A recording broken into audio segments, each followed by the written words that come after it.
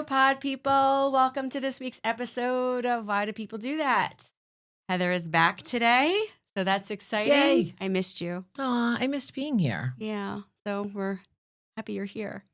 Happy to be back. So we are very excited today to have my good friend Pauline, who is also a licensed clinical social worker, just like Heather and I.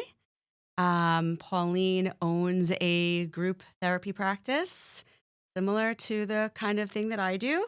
But I am going to let her introduce herself. Let you introduce yourself and tell us a little bit about yourself and what you do. Well, thanks, Stacey, and thank you for having me here. This is really fun. Yeah, thanks for coming. So I'm a licensed clinical social worker. I've been doing that for a bit of time. And I have been working in mental health my entire career. I started private practice in 2013, specializing in reproductive mental health. So people who were struggling with getting pregnant, infertility mostly. And then I started to slowly expand into all of the different ways that people experience challenges building their family. And I started to notice that I was getting stuck, and there was only so much that I could do. And I started to realize all of the effects that those things were having on people, and sort of fell into becoming a trauma therapist. I never really saw myself as somebody who worked with trauma until I started working with that population and started hearing the same things over and over. Yeah. And not being able to really help people to move past some of those things that were happening. And so as I started to learn about how I was going to be more effective with them, I realized this is what trauma is. And wow, I really need to approach this differently. And so that's how I went from being, your postpartum depression therapist to really now considering myself a trauma therapist. Yeah, definitely are. Something you just said, this is what trauma is. I think it's important to kind of explain for our listeners what trauma is, because we were having the conversation earlier that, you kind of think of a rape or, a soldier or something, like some specific event, but that's not actually what trauma is. Yeah.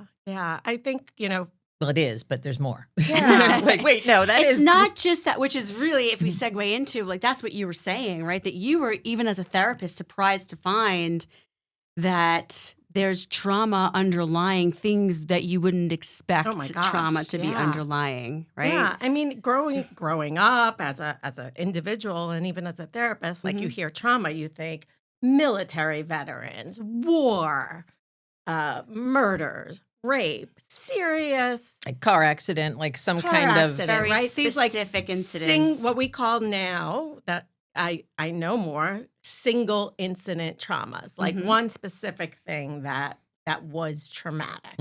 Yep. And then as we start to understand human behavior and our experiences, we start to realize it's not just these one-off things that happen to people, that sometimes it's the accumulation of things that happen. Sometimes it's a one-off thing, a car accident, and sometimes it's ongoing traumatic stress. So, from a global example, people who live in areas that are destroyed by nature, right? Yeah. A hurricane, Fire. a tsunami, a fire, right? It's not just that fire that is traumatic. It's all of the things that happen after the fire, right? It's rebuilding your homes, your communities. You can't get to the things that you normally do. And so that one fire, now it has ongoing lingering effects because it's still happening. The fire's over. But all of the after effects. But all of the after effects we're still dealing with them. And so it's trauma is so much more than just a one-time event. Yeah, it doesn't have to be this big, event that happened in your life. I remember a while back I was listening to an interview. I'm going to screw up his name. Bessel van der Kolk. You got it. Thank you. The brilliant guru. psychiatrist, the trauma guru, the author of The Body Keeps the Score, which so many people have read. And somebody asked him in the interview, how would you describe trauma? What is trauma? And he was like, anything that leaves you feeling completely befuddled. That was the word he used.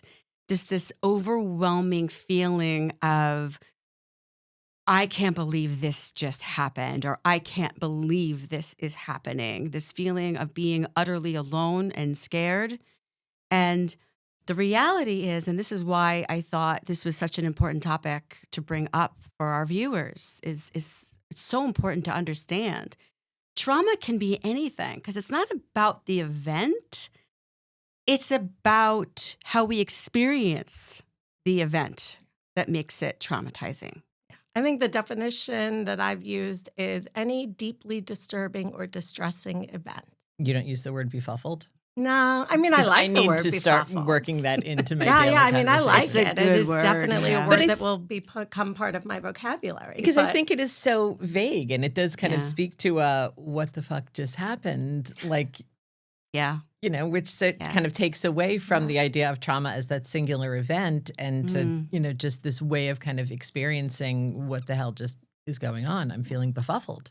Yes. I Yeah. also, when I'm with clients, I also like to remind them, and not just clients, also providers or anybody that I'm educating, that trauma is not defined by the outcome.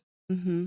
So the outcome can be really fine, Mm-hmm. but the experience is traumatic, Mm-hmm. right? So maybe I was driving and my car spun out of control and I lost control of the car and I wound up on the wrong side of the road facing the wrong direction, but nobody was hurt and there, but like for the Yeah. grace Yeah. and everybody's okay. In that moment, I thought I was going to die. Yeah. That's traumatizing. That's trauma. Yeah. Right? And I think, it's a great example you bring up because I think the problem is that these things happen to us all the time, not necessarily a spin out in your car, but events that turn out to be okay. And then we have this idea that we're not supposed to be traumatized, right? Because, there wasn't that But negative everything outcome. was okay. I had a patient, I remember years ago, who came in and felt almost like this sense of shame over the fact that the reason they had trauma and they needed to come to therapy was because, they were diagnosed with a serious illness and then it turned out to not be true. Mm. And they didn't really have this serious illness, so everything was fine. But they were so deeply traumatized by this event Sure. that They saw the rest of their life flashing before their eyes. right, they thought they had cancer and they were going to die, and then, oops, right, and which is crazy experience in and of itself, but just this feeling of I'm not entitled to call this a trauma because the everything's outcome was okay. okay. Yeah. And those examples happen all the time in family building, right? So Yeah. again, like we work a lot with people who are dealing with pregnancy related. Mm-hmm. So like getting an abnormal test result when you're pregnant, and then they say, well, there's like a high false positive. We'll do another test, and if you wait 6 weeks, we'll be able to let you know whether your baby's going to survive or not. And then they get the result, and everything's fine. And they still can't shake this feeling that Yeah. like Dread and and something's going to happen. Or, they had a traumatic delivery and it was really hard, or they wound up having an emergency C-section, or they thought that something was going to happen to them or the baby. And then in the end, everybody's fine and they have their happy and healthy baby and they still feel miserable. And they're like, what is happening? Why am I feeling this way? Everybody's fine. The baby's good. Like I should be. Of course, the shoulding.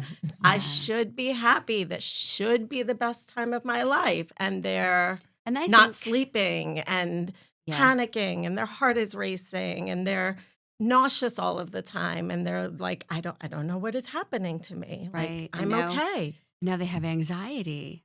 Right? They're going through life with anxiety, and this could be something that happened 10 years ago at this point. But now they're still going through life with anxiety and this overwhelming fear of doom, right? Or they start to develop OCD, these obsessive intrusive thoughts of things going wrong. And they don't want to talk about the past and they don't want to tell their story because they feel, and even they may have even been told by others, well, you should be over that. Everything's okay. There's so many invalidating, I think, thoughts and feelings and words that come in from others. And even though people mean well, Yeah. it's their way of trying to make you feel better. But everything's okay. Yeah, look how Everything's- cute your baby is. Right? Everything's fine. Look, your kid's 10 years old now, right? They're in school. Everything's great. Nothing happened. Right? So it's this shameful feeling of there's really no story here. Right? And so one of the things I've learned about trauma, and you might, be able to speak more to this, is that when you're going through a traumatic event, right? From what I understand, and correct me if I'm wrong, the language center of the brain shuts down when you're in that moment. And so it's then becomes difficult in that moment to piece together your story. And that's part of why it becomes so imperative, whether you're in therapy or not, to tell the story, to talk about what happened. But yet we're shut down from talking about what happened because the message we tell ourselves and the message we're getting from the people around us is everything's okay. Don't tell the story. Don't talk about it. Don't relive it. Don't harp on it. Look, everything's okay. Look, everything's okay. Look, shiny object over here. Everything's okay. And so if you don't give the event language, then it doesn't form as a memory. Something like that. Right? And I'm if it still doesn't stuck form, on that the language center shuts down during a trauma. That's really Yeah. fascinating. Yeah. The part of the brain that has logical thinking goes offline, yeah. and you're left with Well, the that I automatic understand, response. but just the language thing is really fascinating. Yeah. I think they say that's why if you're like in fight or flight and you're having an argument with somebody or you feel threatened by somebody, the way you react, if you could like take a video of yourself reacting and then you go back and watch it, you might sound completely off or say things that make no sense that you in your right mind, so to speak, wouldn't use- say. Or you, Well, it's why you can't reason with somebody who's Right. in the middle of fight or flight, Right. right? Like there's no Mhm. words that I'm going to use that are going to calm somebody who is totally right right? in It's like that only the in feeling adrenaline. in that adrenaline. It is center of the it is- brain that's it is on. touch. Yeah. It is what's happening in the body. Yeah. It is breathing. Yeah. It is all of those other systems that we have to engage because Right. the logical part is offline. Yeah. Yeah. Yeah. And so Oh. if we don't form some sort of language or way to process this memory, right, it can get stuck. Yeah. And memories can get stuck not just in words, Yep. right? So I want to just clarify that Yep. a little bit Please. because we store memories in all different forms. Mm-hmm. So you can have a memory with words and a story that you can tell, but you also can have a memory based on a smell, Mm-hmm. a taste, and a picture, Mm-hmm. a body sensation, right? Mhm. So we store memories in all of these different formats, Mm-hmm. right? So I can have a feeling in my body Mhm. that immediately brings me back to an earlier time. Or like I love to use this example of like for me, the beach is a really happy place, right? And so for me, it's a good positive memory. And if somebody says, like, what does it smell like at the beach? Like, I can right now Mhm. smell the salt water Mm-hmm. and being at the beach, right? Mhm. And I have this like fun, calm feeling just from like thinking about the smell of the beach. Yep. Right? So like we store memories in all different ways. So sometimes memories have words and Mhm. sometimes they don't. Sometimes they have sounds or smells. You know, I've had clients say to me, like, I don't remember anything, but I remember the sound that my footprints made, Yeah. my footsteps made on the floor or in whatever I stepped in, right? Like I can remember that sound. Wow. So it's so much more than words. And Bessel's book is all about bodies, Yes. sensations, right? And the feelings that we traumas, you know, the body keeps the score. We hold onto those memories and those traumatic experiences in our bodies. Mm-hmm. Right. And that's what people like to use the word triggers, right? That's what triggers are, right? When we are in a place where, and it could be a familiar smell or a Mhm. familiar sound, right? That triggers that body sensation, to Yeah. come up, and we don't recognize necessarily if we're not necessarily connected to the memory, right? Sometimes we don't remember what happened, but something did happen. And so you could have, I mean, how many of us experience this? Well, wow, I was in the supermarket just picking up an apple, and all of a sudden I started to feel really overwhelmed and in a panic, and I have no idea what triggered it, right? But something about that moment, or picking that apple, or a sound that you Yeah, heard, or could be something you smelled. yeah, it could be the song that was playing in the supermarket, Right. right? Like, oh, that was the song that was playing in the car when I was driving that day, Yeah. right? Yeah. Or the when I was having my operation, the surgical prep was putting Mhm. on music, and they were playing Elvis, and so now every time I hear Elvis, I think Think about about that. I Yeah. think about that. But it triggers that sensation in your body, right? So whatever Yeah. you were feeling in your body at the time of the trauma, Mhm. right, is going to now come up, and you're going to feel these feelings. And these could be feelings of overwhelming fear, right? These could be feelings of anger. It could be whatever it is. Sometimes it's just a tightness in your chest, right? It shows up in so many different ways. And so sometimes we are able to connect it to a memory, and we know where it's coming from. Oh, I remember that surgery, and that's why Elvis is making me think about that. And so I'm feeling shaky right now because that was a really scary experience. But sometimes our triggers are a mystery, right? Because even though the memory is there, we're not able to bring that memory up. We just know something doesn't feel right in my body because the smell, the taste, the sound, whatever it is bringing our body back into the moment of trauma, Yeah. right? Yeah. So I think that's the difference between trauma and memory.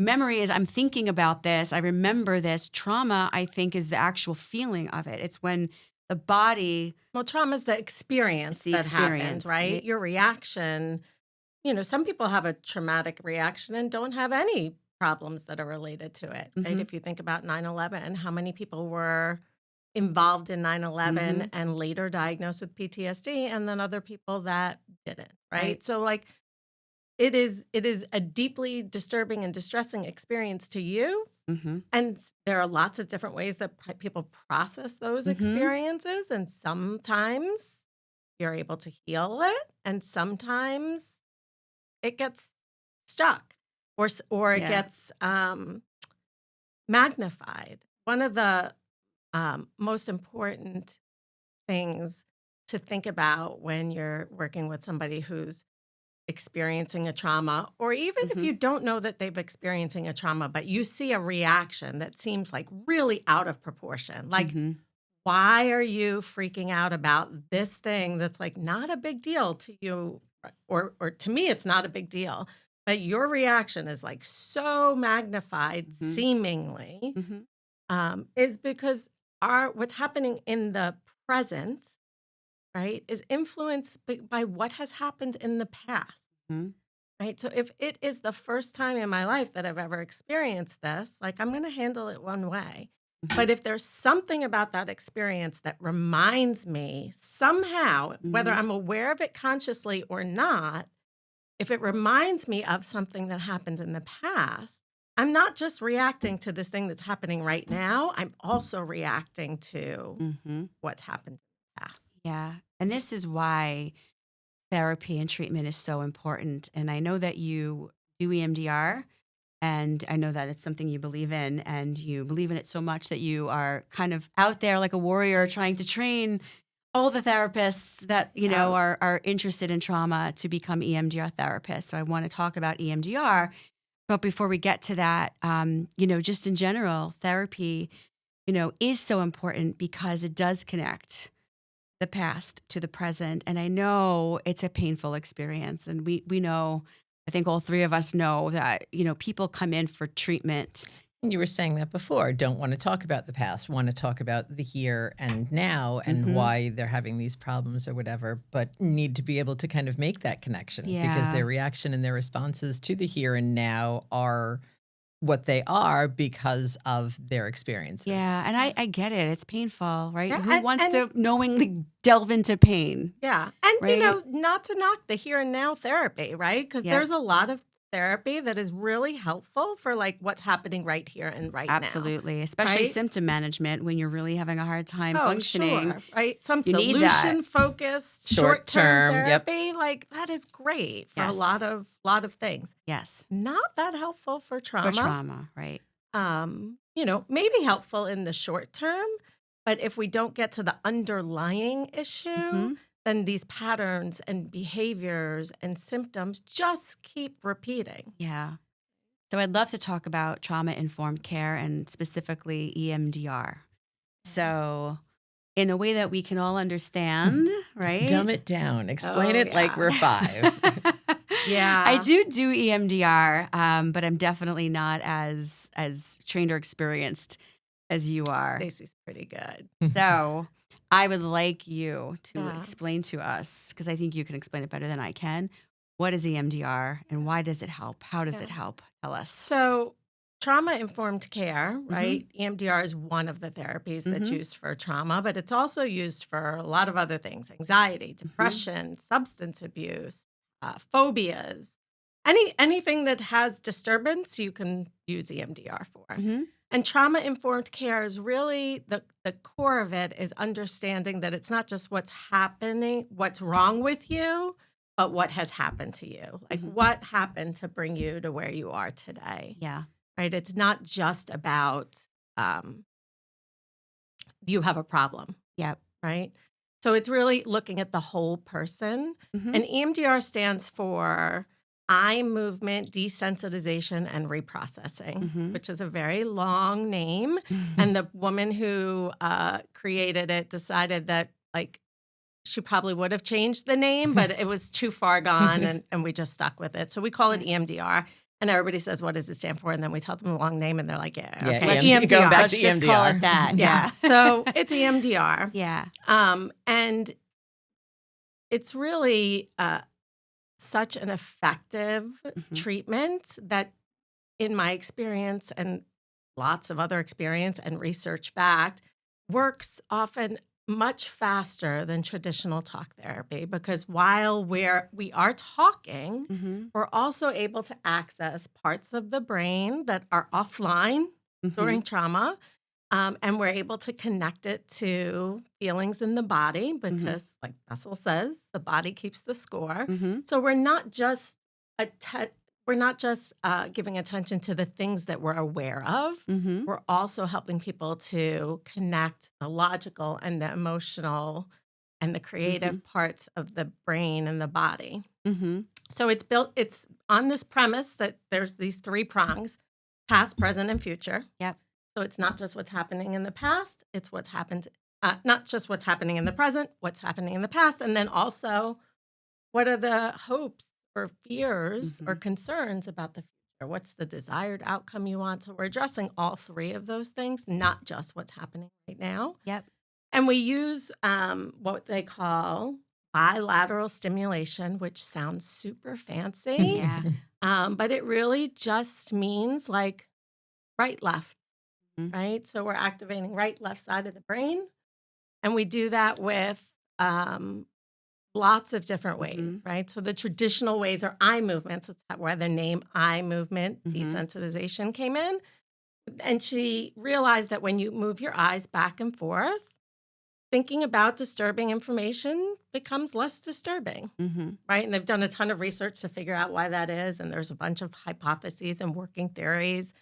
But it seems to be similar to the process that happens when we sleep and we have REM sleep, where our eyes move back and forth and our brains are processing information, and we can decrease the distress related to those disturbing memories. Mhm. So eye movements, and it really just looks like, that we have all these fancy gadgets now because it's 2025 I and just like everybody to loves use- technology. I just use my fingers. But yeah, like the old school is just like, I would, not a lefty, but you're here. Like I would just say, like, follow my fingers back and forth. Like really pretty simple and easy. We can also use tapping, and so people can tap themselves, or I can tap on their legs, right, left, right, left. And I always tell people, like, think about, you ever heard somebody say, like, I'm going to go for a run and clear my head? What are they doing? They're doing bilateral stimulation. right? You're running right, left, right, left, right, left, Mhm. Wow. right? So and this goes back long time ago, right? Like Native Americans would beat the drums, Mm-hmm. Yep. right? Right, Yep. left, right, left. I have bongos in my office. Yeah. People come in, they're like, "Why do you have bongos?" I'm like, "Go ahead, have a seat." But, Yeah. Yeah. right? And so they can think about a disturbing memory, doing this bilateral stimulation, and then the disturbance comes down and they Mhm. can access other parts of memory, the experience, the body sensation. And we go through, it's an 8-phase treatment. So we go through all the steps Mhm. and help people to like feel less disturbed by that memory and then um, have an outcome where they can think about the memory in a different way. Right. So So it's that, not making the memory go away. oh my I gosh, think that's no. where some people get Yeah. confused, right? We don't make you forget what happened. You will remember what happened, maybe even with more clarity, with less Oh, distortion, and with less trigger, yeah. right? With less feeling, the feeling in your body, it kind of works through Yeah. because sometimes it gets stuck, right? Yeah. And so it's interesting to even think about why is it that one person experiences a trauma and they're able to just work through that trauma and come out the other side and they're okay, while somebody else, has symptoms of PTSD and they are stuck and it's not moving forward, Yeah. right? What are Yeah. some of the reasons that would cause someone to get stuck? I mean, we know that history, Mm-hmm. right? Personal history, family history, like Mm-hmm. are all reasons why some people experience trauma when other Mm-hmm. people might not. Mm-hmm. You know, a sense of being cared for, Mm-hmm. The support system. support system. Yeah, I Yep. can't tell you how many people have come with birth related traumas and said like nobody was there for me. I was all alone. They left me there. I was not nobody was taking care of me. And then through processing, they're like, "Oh, actually now I remember there was this nurse that held my hand. Huh. Like I totally forgot about her. Yeah. But it's Like, so interesting that her wow. experience was of being alone and Yeah. not cared for, and that's how she Yeah. remembered it. Yeah. And that's Yeah, what made that's it traumatizing, yeah. Yeah. right? Yeah, or somebody else who said like this never I'm the only person that this happens to. Nobody else has ever had this experience. And then in processing the anxiety of being in the waiting room waiting for the doctor to come in, said like, "Huh, that waiting room was packed. Mm-hmm. Like there were a bunch of people there waiting to see Yeah. this specialist. Like Maybe I'm not the maybe only I'm not one. the only one, but this feeling of like nobody could understand this. I'm the only one that this could have happened. So that influences the Yeah. memory. So when they can take the heat off, then Mm-hmm. they can start to access like other parts of the memory. But I always tell people like EMDR doesn't make bad stuff like disappear, Mm-hmm. right? Like it was upsetting. Mm-hmm. It's not going to be something that you're like, oh, that's a great memory. Like, Right. Now I'm so yeah, happy it happened. It's still a thing that happened. Yeah. But you're not going to be walking around influenced by that thing today. You're not going to be feeling it in your body. You're Yeah. not going to have the anxiety and the depression, right? And you're going to be able to potentially even, be able to process certain beliefs around the event in Yeah. a way that's healthier. Because sometimes we have, right, what are they? We call them blocking beliefs, right? Mhm. We have blocking beliefs around the event that are keeping us stuck in a Yeah. place of pain, Yeah, if I feel better, then it didn't matter, right? right? Or like, if I'm not sad all of the time, then I've forgotten that person. Right. Right. Or it means I don't care about them, Right. right? And it doesn't mean Right. you can still care about them and love them and miss Mhm. them and live a life that is worth living, right? Not be stuck in Yeah. that Yeah. grief and Yeah.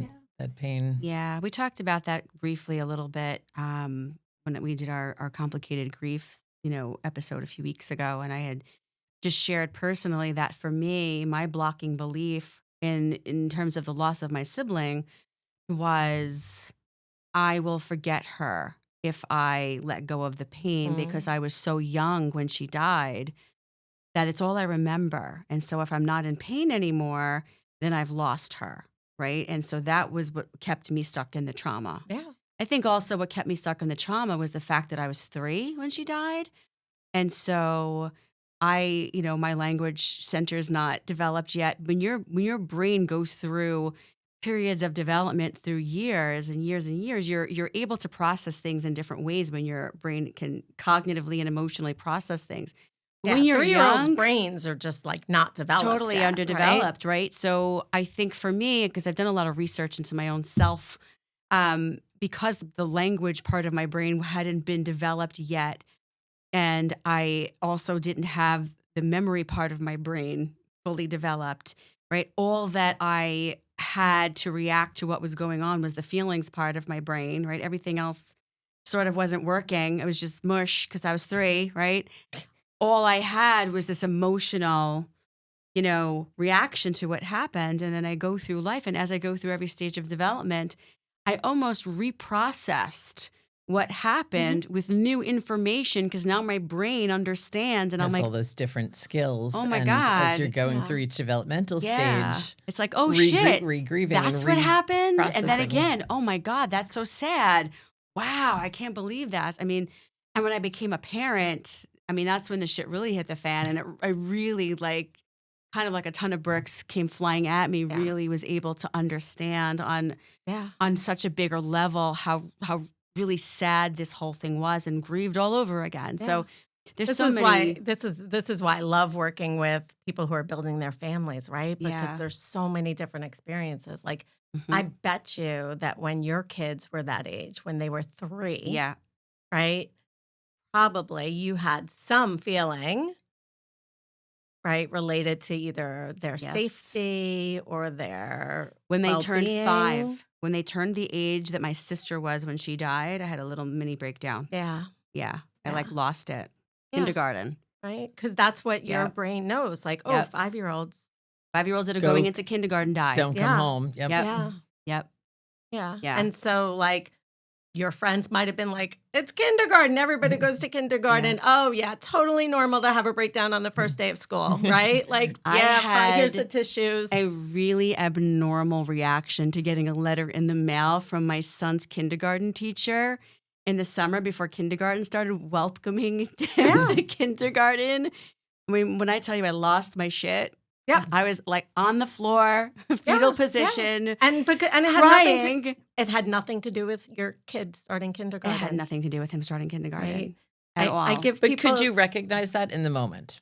I could only because I do what I do. Mhm. yeah, I knew what it was, but even though I knew what it was, It's still, it yep. still I happens. still turned into a 3-year-old in that moment.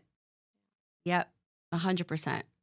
And this is what happens, why the past is so important, right? Oh Because yeah, our brains, like that Disney movie Inside Out, so Oh, yeah. good, right? Mhm. And if you watch it as a therapist, it's so different than probably everybody else saw it, right? But this is what our brains do, right? They make these connections. And so our neural pathways are like this like intricate system of buzzes happening all over. yeah. And when you touch one, it like automatically connects to something else. Yep. Right? It's like you live on Long Island, there's lots of green lawns, and the postman or woman crosses your lawn in the same place. They start to like weave a little path in the lawn, right? So when people come to visit, they see that little path, they like automatically go to that path, and that's where they walk across the lawn. They don't walk on a part that's not treaded, right? Mhm. They go to like where there's a pattern and repetition. And that's what happens in our brain. So if we have had lots of experiences where we felt uncared for or unloved, then when something happens that makes us feel uncared for or unloved, we automatically file it away with nobody cares about me or I'm not important. And we'll Because that's see it the that auto, way. that's the default, and that's 'cause that it's just that path that's that path. developing that eventually becomes bigger Yeah. and more paved and Yeah. becomes And so when we do EMDR, we get to sort of build new pathways, right? Mhm. So they're able to connect that memory to other things that are more what we call adaptive, right? A more positive belief. Yep. And then you start to build new pathways, and then you reinforce those. And then suddenly, when when something happens, you can go back to like, I am important. It's not it's not me. Maybe it's you, but it's not me, right? Right. You're no longer just assuming and going back to that old story that isn't serving you. Yeah. You can say, my kid is healthy and they're Right. going to go to school, and it's going to be a hard experience as a parent sending your kid to kindergarten, and it's going to be amazing. He's going to learn so much Yeah. and grow. And Yeah. that's what we want as parents. Right? Yeah. It was a total inner child coming forward kind of trauma trigger. It was not reality based at all. I wasn't even scared for him to go to kindergarten. Yeah. It was more just it was a complete trauma response. The Is what it was. It was the past. It was not the present. It was the past making me afraid of the future. Is what it was. Yeah. Right now, here in the present. Mm-hmm. So who would be a good candidate for EMDR? Oh my gosh, everybody. Well, okay. So who would not be a good candidate for EMDR? Everyone should get it.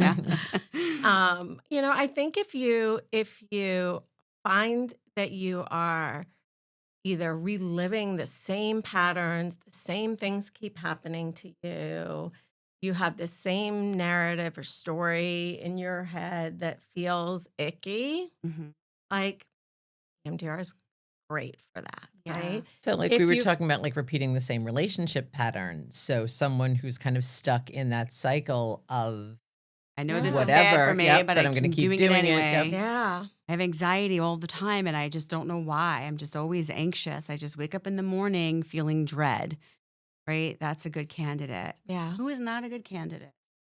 So, I mean, there are, some reasons why we would either not do EMDR, or we would more cautiously, or we would do a longer preparation. So we want to make sure like people are stable, they have the supports, they have the tools and skills to be able to handle any feelings that come up as we process. Like we were talking earlier about like memories that like people have sort of tucked away and don't want to think about. And then, what happens when we do EMDR is sometimes they start thinking about those. And so we want to make sure people are like prepared and they have everything that they need to be able to handle that. And certainly, people who are actively using substances, although there are some people who are experts in working with people with substance use who will use EMDR. People who, have dissociative disorders. Again, there are people who are experts in working with dissociation and they will use EMDR. But if you're not, like, maybe stay away from that. Probably, it's Stay in more your lane, ethical to refer to somebody who really specializes in it. Yeah. So, but it's been really, really meaningful for so many clients that I've used it for. Panic disorder, anxiety, depression, PTSD, phobias, fear of public speaking. And so it's not necessarily a long-term, like lifetime commitment to therapy. It is, a set, obviously flexible, but a certain number of sessions and, working on that. Yeah, and it changes for everybody. I think the research is 3 to 5 double sessions. So like most people go to therapy for like a 45-minute session. And so the research was based on double sessions, so 90-minute sessions. 90 minutes of reliving my trauma. That sounds fun. Oh, it goes fast. It does. It goes for a single memory, like a specific thing. I actually have somebody that I work with who's in the medical field, and she was like, "You do this all the time? You listen to all of this traumatic stuff?" And I was like,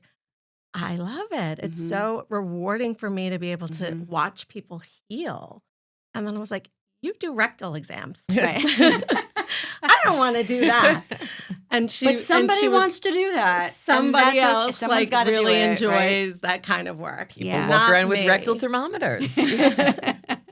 Not me. Yeah, because it's fascinating how the brain works, and it's amazing that we have learned so much that we can help people. Right, just the fact that even forget EMDR, even just talk therapy alone can be so instrumental Yeah, in people's helping move capacity for someone. healing is Yeah. incredible. Right? The brain is constantly, reprocessing and growing and creating new networks. Yeah. And so we can heal the brain, right? Because while we live through traumas, the brain definitely does go through some changes. It affects Yeah. the brain physically Yeah. when we go through trauma. Yeah. But the brain has, plasticity, and it's growing and it's Yeah. changing, and We we are can we fix are it. Gina Kaleli, who is our EMDR trainer that we've Yeah. been working with for years, in her training talks about, and coming out of Francine Shapiro, who's the woman who Mhm. developed EMDR, that our systems are intrinsically designed to move towards healing, Yeah. right? So if you think about, like, when you get a cut, you don't have to tell your body how to form a scab. Mhm. It just knows how to do that. And if you stay out of the way, that scab is going to form, and Mhm. your cut on your hands is going to be healed. Mhm. And the brain is not different, Mhm. right? If we can stay out of the way, sometimes the system just processes it and we heal. And that's why not everybody who experiences trauma has PTSD. Right. But sometimes Yeah. things get befuddled. Yes. To go back to that word. Maladaptively stored. Things Like get those stuck. that memory just gets stuck, and I keep repeating it. Yeah. If I had a splinter under my hand, Mhm. right, I might have that. It might not heal without me removing the splinter, Mhm. or it would heal, but maybe I'd have an infection, or maybe I would have like a scar, and so then I might need an intervention. Right. But a little intervention, and then my skin's going to know how to heal. And then you can heal. Right? Yeah. And that's what EMDR does, right? Like, Mhm. it just kind of like helps to unravel Mhm. that stuck part. Yeah, it's an amazing modality. But for people who are not interested in EMDR, or are a little bit afraid to try it or step into it, even just talk therapy, going to a therapist who's trauma informed, who understands the power of just giving you the space to tell the story. Yeah. And sometimes we tell the story more than once because it gives us the opportunity to desensitize to the story, right? Yeah. It gives us the opportunity to master the idea of it. It gives us the opportunity to have clarity Yeah. to the story and what happened and what our beliefs are about it. And so there's so much power just to be able to have the space to talk about what happened. And Yes. that's why we have to allow ourselves that. Yes. But I'm going to emphasize a trauma-informed therapist. Yes. Because there are instances where it can be re-traumatizing, Mm-hmm. and that's not what we want to do with therapists, right? Mhm. Like, we don't want to bring you places you're not ready to go, Mhm. right? Like, we want to make sure that you have all the support you need to be able to tell that story, because Yes. sometimes just telling the story can be re-traumatizing if Yep. I have not helped you to be able to do that. So Yes. finding, if you are, specifically dealing with a traumatic experience, like making sure that that therapist is trauma informed, Mhm. right? And what does that mean, really? That's the big buzzword Yeah. in all of treatment. It's, trauma-informed care. I Yeah. mean, what does that mean? Yeah, it really goes back to understanding what trauma is Mhm. and how trauma affects us, how it affects our brain, how it's held in our body, and that one saying of, like, it's not what's wrong with you, it is what happened to you, right? It is not that you are damaged, or that, like, you're crazy or you're hysterical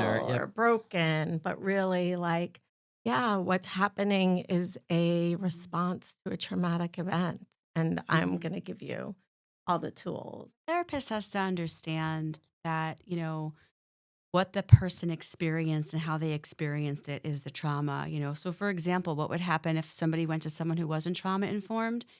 That therapist could, something as benign as say something like, well, I don't know that that's really trauma. I mean, it's not really a big deal what happened to you. Everything ended up being okay. So let's just use some CBT to reframe the way you look at it and let's move on from it. The damage you do there potentially is like we were talking about before, giving that person the message that what their experience was isn't real and that they should feel a sense of shame in bringing it up or talking about it, the Comes invalidation of invalidating. it, Yep. Yeah. right? Because the therapist is thinking like, I just want to help this person reframe the way they're looking at it so that they won't be so upset. They mean well, but by doing so, they're shutting down the person's need to heal and they're shutting down the need for validation of their experience. And that person might now be afraid to bring that up again or to talk about it. And then they're never getting the opportunity to process it. And they continue forward thinking something must be wrong with me that I'm making such a big deal about that. What's my problem? And then they're not going to bring it up again. They're going to carry the shame and then they're going to continue to carry the anxiety and the trauma forward and not heal. So it is important, if you're going to work with somebody who has trauma, to know what you're doing. And if you're a therapist and you're not a trauma-informed therapist, which is okay, and a patient comes in saying, oh, I just have some anxiety, and then it turns out that they have trauma and you're not sure what to do, the best thing to do is to refer that patient to somebody who Someone really who does can know how specialize in it. to Yep. work with that, in a way that makes sense for them. Yeah. And I would also add that if you're a therapist, Mm-hmm.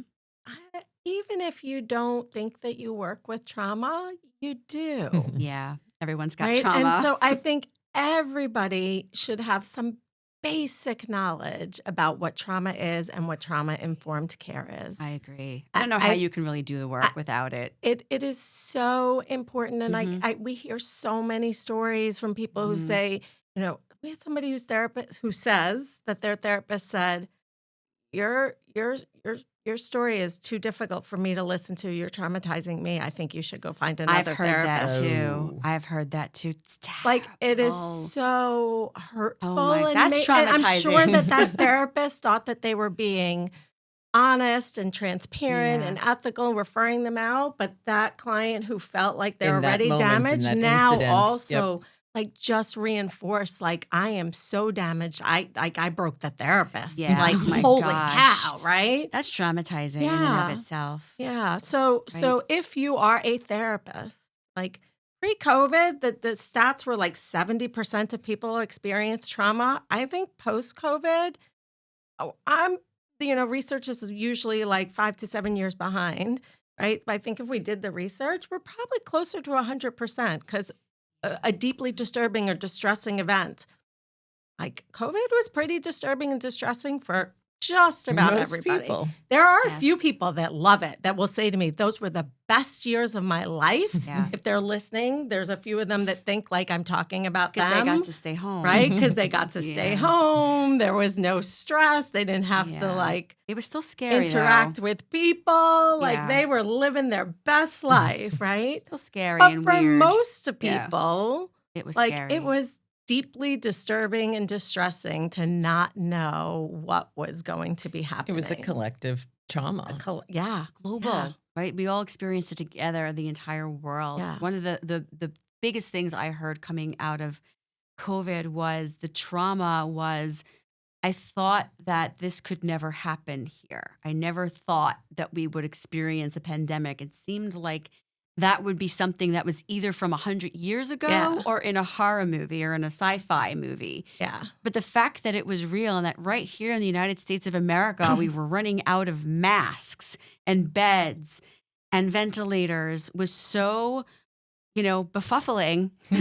There's that word again, to what you thought you should expect Yeah. of our country, of our land, Yeah. of where we live. Just this Yeah. I live invincible, that can't affect us. I live That goes out the probably window. like a mile from a hospital. Yeah. And there were just sirens all day long. Yeah. We would All hear day them calling long. codes all Heather works day at a long. Yep. hospital. Yeah. Yeah. Yeah. And- And just like, I remember being like, when are those sirens going to stop? And they just didn't stop. No. You know what I remember being a really traumatizing moment for me, and it like really just punched me in the face?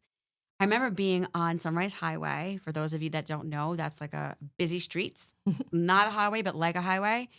At Because we've got 9:30 so in the many morning. global listeners and viewers. Yeah. One day we will, Heather. One day we will. So It's a highway with stoplights. yes, very busy though, especially here on Long Island where there's too many people. So it was 9:30 in the morning on a Tuesday. Specifically, it was Tuesday. And I remember getting onto Sunrise Highway where there's normally bumper to bumper traffic at 9:30 in the morning, driving to my office.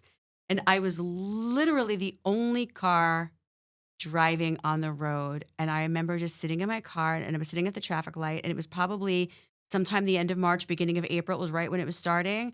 And I was like, what is going on here? Yeah. I'm Where the are all the only people? person. I was like, I am in a freaking horror movie right now. And I remember just this overwhelming feeling of fear. I've got to say, probably some of it came from my past, right? Change, things disappearing, all of a sudden, bam, something hit. So I'm not going to say everyone processed it the way Stacey did. I think probably one of the reasons why I processed it and experienced it the way I did is because of my own experiences in the past. But I experienced that like literally it was the apocalypse. The world was ending. I went to my office that had 11 offices that normally had, at least 11 people there plus their patients at any given time. And I was the only therapist that was coming in and working in person. Everybody else had gone virtual. Most of my patients had gone virtual, but I kept showing up just for the people that needed to come to the office and see a human.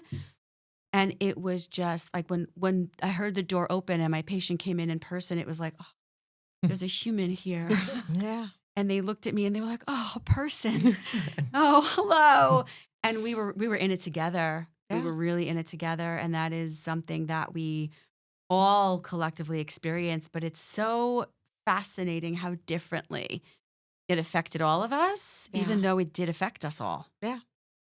Yeah. Because we all have a story to untangle, right? Yes. We all have some history, Yeah. right? Whether it's our own personal history or it's our family's history or it's stories that have been passed down to us, things Yeah. that we know. I wasn't around for the bubonic plague, right? But I heard about it, Yeah. right? Yeah. So yeah, the past really informs what's happening now. And I always ask myself, and this is something I teach my patients that are ready for this kind of work, is when something is super triggering, my reaction to it for myself now, and what I try to, help my parents, Freudian slip, try to get my patients to understand is, that's interesting, right? Be curious about the trigger. Be curious. Why am I responding to this the way that I am? What is this really about for me? Yeah. What part of myself is showing up here? What memory is showing up here? What other experience is in the mix here influencing how this is making me feel? Being able to ask yourself those questions and answer those questions is an amazing experience. And it is so enlightening and so helpful. That's assuming that someone is evolved enough to be and willing to do that work, to recognize that and to be able to do that. Yeah, you can become that evolved if you want to do the work. You Yeah. have to be willing to go through the difficult emotions and sit with the difficult feelings and the memories and Yeah. get to that point. But being evolved in that way takes work, Mm-hmm. right? I wasn't just born like that. Oh. And you can do some of that even before you're ready to dive into the Mm-hmm. yucky stuff, Yeah. right? Like Yep. we do I said EMDR is 8 phases, right? And the Yep. beginning we do with everybody. Like Mhm. we don't call it EMDR because it's just like it's good for everybody, Mm-hmm. right? Mm-hmm. But it's understanding the history. Yep. It's teaching people skills that they can use to stay in what we call a window of tolerance, right? Mhm. And like for lay terms of window of tolerance, like I can handle it. Mm-hmm. Like it's an amount of shit that I can handle, Right. right? Right. If the amount of shit goes outside of my window of tolerance and I'm going to lose my mind or I'm really triggered or I'm going to start screaming, I'm going to be hyper aroused, right? Mhm. So I'm like activated or hypo aroused, so under the Shutting window down, of yeah. tolerance. Like this is, in the I think it's the 20s for those history teachers who might be listening, of the ladies who had the fainting couches, right? Right. Like hypoarousal, like our system just shuts down. We fall out. Right. Right. And that could mean dissociating, like my body's here, my mind is someplace else, or it could mean literally passing out. Right. So we start to teach people what a window of tolerance is and how to stay in it. So you can do that with everybody. Yeah. You don't have to get into the ugly stuff. You can just start there. And that is so powerful for people. Yeah. When they have a tool. Yeah, therapy's not easy work, but it is super helpful. Super helpful. And so, avoiding, what I always try to help people understand is that avoiding the pain only brings more pain, right? Sometimes, like I always say, you gotta go through a tunnel to get to the other side of the tunnel, even if it's uncomfortable, right? I say to my patients all the time. I quote Shrek. What's that? Better out than in. Right. Right. He says, better out than in, I always say. Yeah.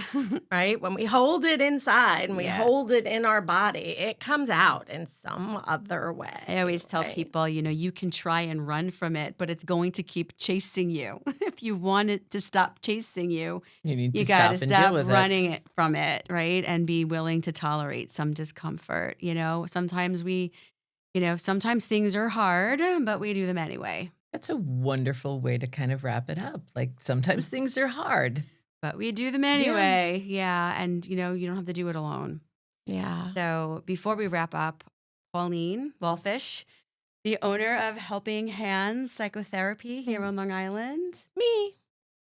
Trauma guru and EMDR practitioner and trainer. Not a trainer yet. One day I'll be a trainer. Right now I'm just getting there. I'm just working with trainers. Getting there. I see it happening. I am bringing the training in. Yep. So if anybody does want to find you, where can they find you? So our website is www.hhptherapy.com. We have 2 locations here on Long Island. So we have an office in Rockville Center and one in Bethpage. And then we provide services across New York State virtually. Awesome. And you can do EMDR virtually, right? We can do EMDR really? Virtually. That's really neat. Yeah. Especially with technology. Thought of that. Yeah. It works just the same. I go right in front of my monitor like this. There's or there are people right? that have like these fancy tech things where they pull up a website, or I would just ask you to tap yourself and then I just say pause. Yeah. Wow, I wouldn't have thought of it as a virtual modality. That's really cool. Can be super cool, right? Anything could be virtual these days. That's right? true. Yeah. It's the world we live in. All right. So any last thoughts before we end? No, I think this was great. I hope people feel like they've learned about EMDR and trauma and the importance of kind of being able to identify and rework those memories to get to the other side of that. Yeah, I hope so. And I think the biggest takeaway I hope people just understand is like what's happening now and the reactions that we have are not just about what's happening right now. And that's okay, right? It's okay. Open it up. And we understand. Like it is not what's wrong with me. It is what happened. And how I processed and it. who I am. Yeah. And we all have a story. Yeah, that's the human experience, right? We have to have stories. Otherwise, we're not alive. Right? Yeah, everybody's got a story to untangle. Yeah. Okay, thank you so much for being here. No problem. This was really fun. Thank you. Super duper helpful. Yeah. Thank you. All right. So what's the drill? The drill is, pod people, please subscribe to our podcast wherever you are watching or listening so that you can be reminded of future episodes when they come out. It is helpful for you and the podcast. We are on YouTube and Apple and Spotify and wherever people normally listen to podcasts. iHeartRadio. iHeartRadio. We're there too. We're there too. Yeah. And Wherever, YouTube. you can listen to us in your car, learn all sorts of awesome things. And I think that's it. I'm Stacy. And I'm Heather. And this is Why Do People Do Why That? do people do that? Damn it, I fucked that up. Is that like your tagline? No, it might be now. Damn it. Should we do it again or should It's we not just that leave it important. like that? Okay. We can just Awesome. Yeah. See you next time. Out. Woohoo.